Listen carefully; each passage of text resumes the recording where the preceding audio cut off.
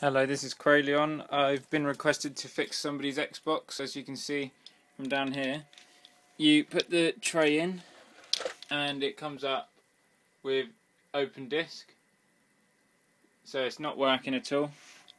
So what I'm going to do is try and go through a process on how to fix this. First of all, what you want to do is take off the hard drive so that you don't, ruin it whilst you're unplugging it. Put it in a safe place, because without the hard drive the whole thing won't work.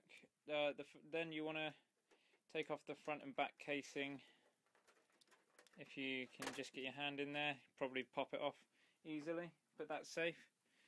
Just pop these top bits off, easily poppable, easily done. Then obviously there's some more at the bottom here. There are some pins in here that you can tap with a screwdriver, but once they've been popped off once, then they pretty much pull off really easily. Then what you want to do is try and get this outer casing off. You see there's a clip here, a clip here, a clip here, and then what you want to do is there's a hook at the bottom here that you need to unclip. If you unclip them, and then at the back there's some more in here that you can pop with a screwdriver, but it would probably be alright just to pull it apart. Just don't think it'll break, but obviously don't manhandle it too much, otherwise it will break. Right then. Right, now I've taken the case off, you should get something like this. You'll see all these little screws in here. You want to take off the big silvery ones, the really silvery ones. These are kind of more of a bronze colour compared to these ones here. And what you'll need to do that is a Torx 8 screwdriver. What I would do if you're looking to take things apart a lot is to buy one of these sets. I got it for about £2. They're one of the best things that I've bought. It's got all the attachments for stuff like this, and it's really easy to get hold of. So I've got my Torx 8 here. Just pop that on there. There we are. Easy peasy. Then you want to take off all of the main screws here, all the silver ones that have the same Torx thing here, like that. So do that, but don't take off these little ones unless you're looking to take off some of the circuit board, which we don't need to do at this moment in time. So I'll do that now. Right, now that we've taken these screws out, there should have been 6. One located here, one here, one here, one here, one down in this corner, and one down in this corner. There's meant to be 6, but depending on what model of Xbox you've got, it can vary, so there may be more, maybe less, but as long as you get them and you're able to remove this part from the bottom, my advice is flip it over so that the hard shell's on the back, and then lightly, well, you may need to give it a little bit of a wiggle, but lightly remove this. Also, I should have done this before, is there's a little eject clip. You can just pull that up, pop that off. Should look like this. Try not to pull it too hard because it can break the bottom bit. So that's there, and then you should be able to just lift this off, and there's the inside of the Xbox there. So what we're looking for, we've got a disk error problem, so disk tray is right here. If you have any other errors, fan is under this shroud, which you'll need to take more screws off, and the disk tray. But there's a fan in there. These are the cooling vents, and then you've got the main circuit board underneath the whole thing. You'll have to take everything out. But normally, if there's something wrong with the circuit board and you don't know what you're doing, it's best just to scrap it and get a new one. Anyway, let's get on with this. This one, I think you can just pull out like this, but there'll be some cords here plugged in the back. There should be 2 of them. If you just unplug that one, and then get the black one as well, just unplug that, and then you're ready to take your disk tray out. This is the disk tray. Okay. Right, this is all done with for now. What I could do is perhaps try replacing one of these if you have a disk tray error, which I'm going to do. So I'll be taking this one out and I'm going to replace that. And I'm also going to show you how to take this apart and clean the laser and move the laser and everything. So let's get on with that then. Right, now here's the disc tray. You'll have 4 screws that you need to undo, one in each corner near the black stand bit. All you need to do is use a small screwdriver and undo that, and then take this case off. You will have a warranty sticker on this side. My advice to you, even throughout this whole thing, do not take your Xbox apart at all if you have warranty. If you have warranty, go to the correct Microsoft dealership and they can probably replace it or fix it for you.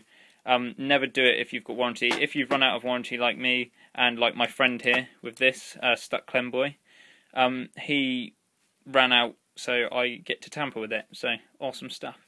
I'm going to take this apart now and I'll show you what I've done in what we can do inside. We now have the case of the back taken off of the CD drive. As you can see now, it's actually upside down, so be very careful at this moment.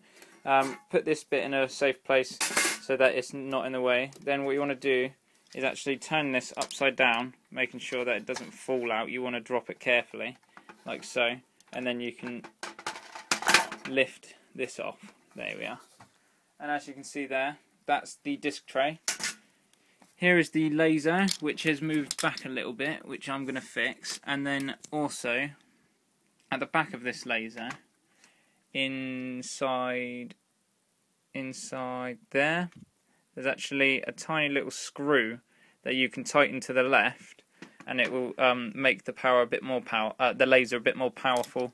So what I'm going to do, if you move the laser downwards in this way, so that it's near the edge here, but not so far, what you should do is get a disc like so, and it should be around this middle area, so you want it in there like that, and just want to make sure that it's over the disc. So I'm going to move it to about there. That seems fine.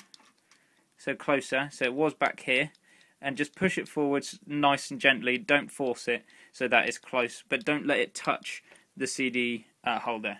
That's a big no-no. Just put the disc back over here. Always treat your discs with care. Right, that seems to be fine. Another thing you can do, make sure there's no dust, no specks. A single speck in front of the laser can stop the laser from reading any discs. What I will be doing is getting a polish, and I'll be getting a Q-tip, which I'm about to show you. Which I'll be doing. I'll be getting 2 of these Q-tips, clean ones, not these ones.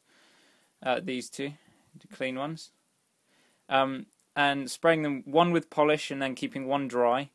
Slowly, in a circular motion, I'm going to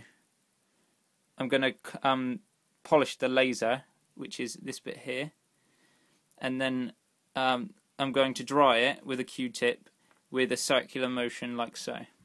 So that it's nice and clean. I'm going to do that now. Right, I've now done that process. What we're going to do is bring the rest of the Xbox over to this table, which I'll show you now, which is here. I changed the wire in here. I put a new one in, or one that I had from a previous Xbox.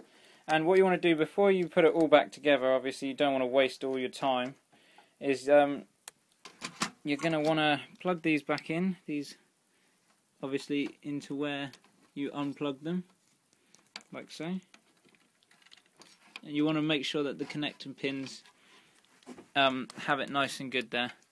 And then you want to do the black one as well. You want to do this one. It's quite hard with one hand, so I'm going to have to put that in there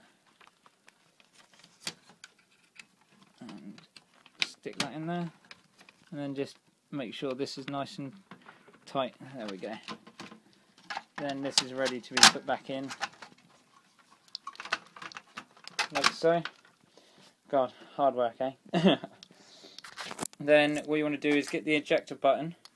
Make sure you just pop that back on where it belongs, which is, it's hard to see without having the rest of the Xbox. There we go, there it is, in there. And what this will do, obviously, you'll press the ejector button to test it out. and we'll see where it goes. I'm just about to set this up, and then we'll see if it runs and works. Also, before we do that, to get the Xbox running and working, you'll need the disc tray magnet, which keeps the disc in place. To get this, all you have to do, you see this, and on the other side, you just want to peel back this, which I've done already, like so. Peel back, you'll have a plastic thing here, and then there'll be a little metal thing. If you hold down on this one, then turn it over and twist this side, twist it to the right, I think, then you can actually take this off. If I put this down quick, or try and, I don't think, I'll do it. There we go. This is what you should get out of it. So you have the two separate parts. Then what you do is just clip the two separate parts back together and slide it round so that it's one piece. Then what you do is you put the disc in and slap that on top of it quickly, like that. Just slap it on top. There's a magnet in there, so. Right, I'll just set this up now. Right, now that I've set the Xbox up and I'm going to test it out, what I'm going to do is press the eject button. You always have to press the eject button. Pop the disc in. Wait for the thing to close. And then pop this on the top so that it helps it spin. Like so. Now that it's spinning up, we'll see if it reads.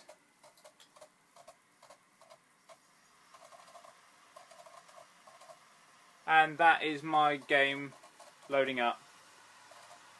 And now the Xbox works again.